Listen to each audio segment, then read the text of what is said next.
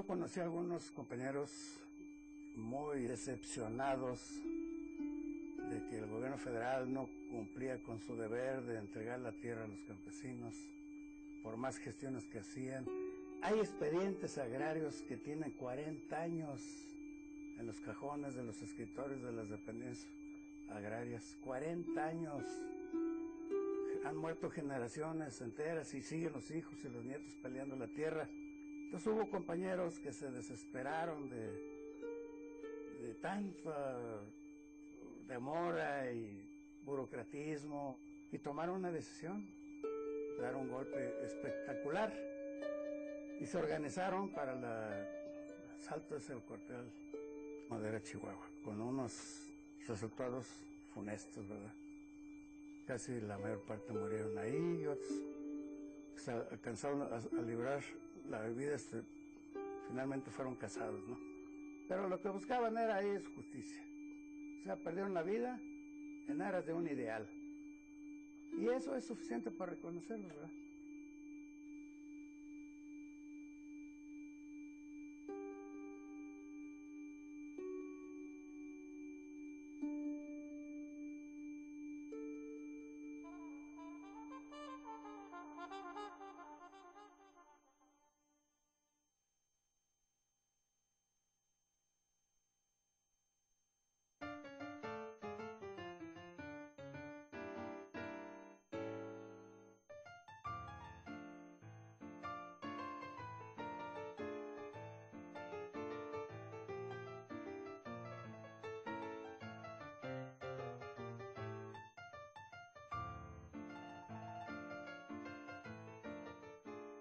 Revolución, conmemoración, tierra, México. Es momento de atar la memoria con un lazo para descifrar los laberintos del presente. Recordar no es solo tejer indulgentemente la historia, sino labor continua del entendimiento del ahora.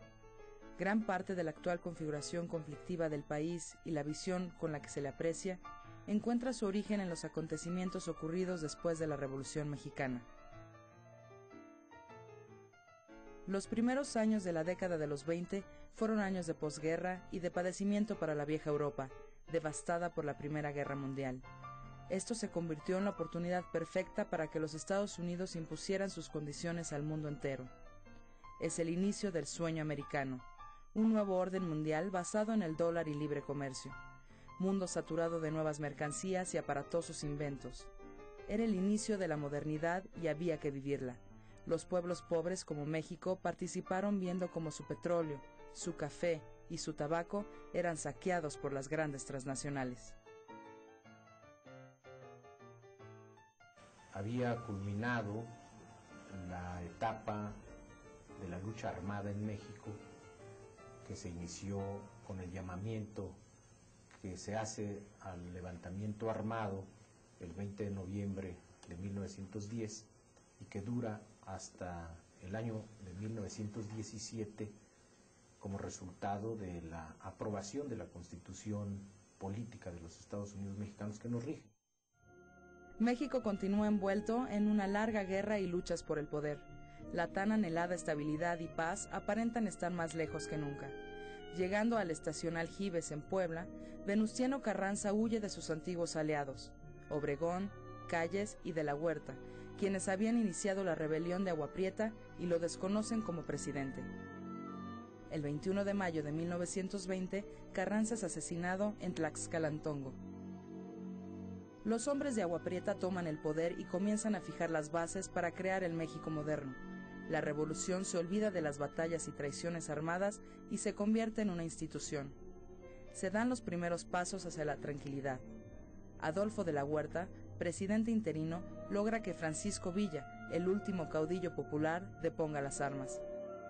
Se convocan elecciones y es el nuevo presidente electo, el general Álvaro Obregón, quien definiría la realidad de la política mexicana hasta nuestros días con la frase: ningún enemigo resiste a un buen cañonazo, pero de 50,000 pesos. Mientras en las calles se escuchaban canciones con reminiscencias de maíz, de aquellos compositores que le cantaban a la provincia como Tatanacho, Esparza Oteo y Guti Cárdenas. El país comenzaba a crecer exponencialmente. Para ese momento tenía más de 14 millones de habitantes. En el campo es donde residían más de las 2/3 partes de la población. Más de 8 millones de mexicanos vivían de milagro. Según el censo oficial de la época, la gente pobre en México carecía de todo.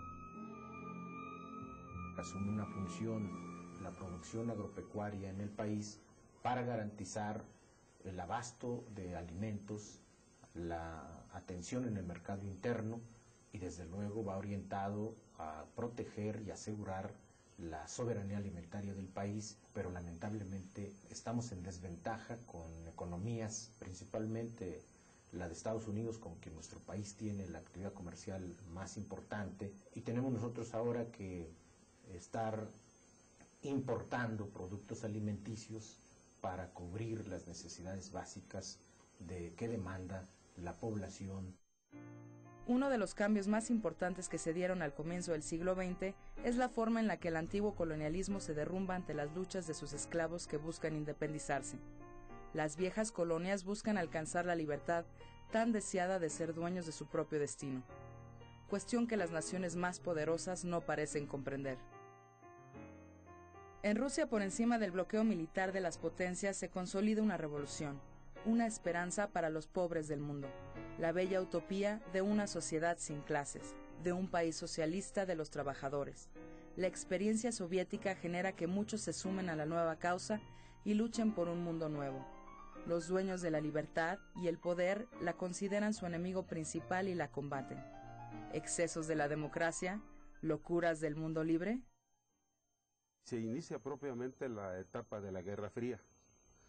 Las dos superpotencias que logran consolidar su posición después de la Segunda Guerra Mundial, Estados Unidos y la Unión Soviética, crearon pues condiciones para que el movimiento obrero a nivel internacional sufriera cambios y transformaciones.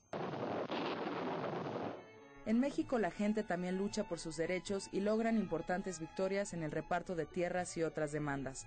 Surgen nuevos dirigentes como Lázaro Cárdenas y Francisco Mújica en Michoacán, Herón Proal y el movimiento inquilinario en Veracruz, Carrillo Puerto y el Partido Socialista del Sureste en Yucatán.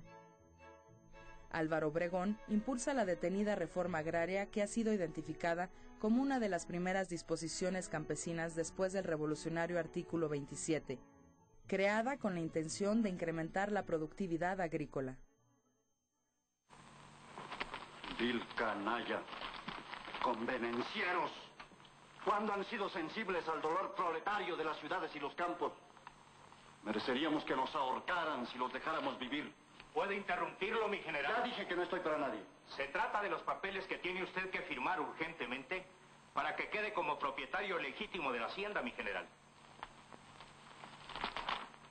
En un clima de estabilidad y de prestigio para el gobierno federal, sube al poder Plutarco Elías Calles en noviembre de 1924 y da comienzo a una tradición. Los cambios presidenciales ya no motivarían a golpes de Estado y rebeliones, ni siquiera a rompimientos entre los hombres del poder. El ejército revolucionario contaba con 79,000 hombres, de los cuales 14,000 eran oficiales. Vale más un pelón que un peón. Un soldado raso ganaba 1 peso con 50 centavos, cuando un obrero a duras penas llegaba a 1 peso por su jornada laboral. La revolución es un cúmulo de cambios y de contradicciones. Estando el presidente López Mateos platicando con el general Cárdenas, le dijo: pues fíjese, general, que yo ya mandé investigar a Jacinto y no tiene ni un 5, no tiene casa, no tiene carro, no tiene nada, que no se ha dejado sobornar.